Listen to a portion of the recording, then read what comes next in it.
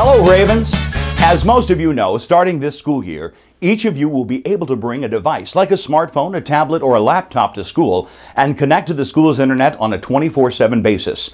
We call this Bring Your Own Device, or BYOD, and we think it's going to be pretty wonderful. Our district mission statement is students prepared for their future. Now, your teachers work hard to make sure that the learning that takes place in your classroom prepares you for whatever awaits you after graduation. And having access to technology during class is one way that we can truly prepare you for your future. So I'd like to spend a few minutes today talking with you about some of the basics of BYOD, just to make sure that we are all on the same page. First, the use of electronic devices in each of your classes is at the discretion of your teacher, and there will be times when you are and are not allowed to use your devices. Second, the wireless network for personal devices uses the same internet filters as the network for laptops and desktops owned by the school. Third, you will only be able to connect one device at a time. So if you connect a laptop to the network, any other devices you have connected, like your iPhone, would be automatically disconnected. Fourth, and most importantly, you are responsible for keeping your device charged, safe, and secure. Since the physical arrangement of each classroom and the number and location of power outlets differs from one classroom to the next, your ability to recharge your device during class may be limited. Loose power cords laying across aisles and overloaded power outlets are safety issues that aren't acceptable. You are also responsible for the safety and security of your device. You should never give your login information to any other student, allow other students to access web content from your device, or let friends borrow your device for their classes.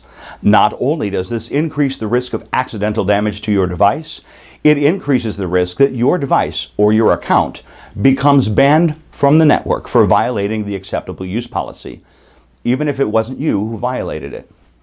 So let's shift gears and talk about Device Day, which is this Tuesday, August 19th.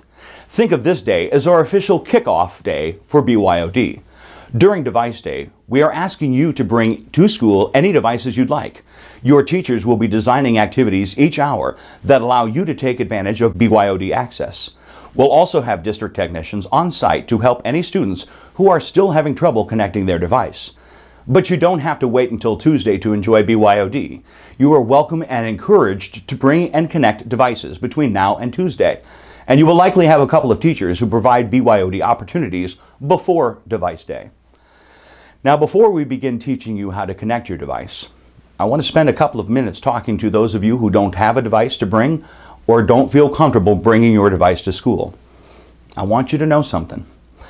Your teachers and I feel strongly that we create an environment where every student feels like they have an equal chance of learning at the highest level possible, regardless of whether they have a device. It's very important to your teachers and to me that those who don't have devices have the same level of access to the curriculum and resources as those who do have devices. For this reason, your teachers are working very hard to design activities that allow you to access classroom resources in both print and electronic methods.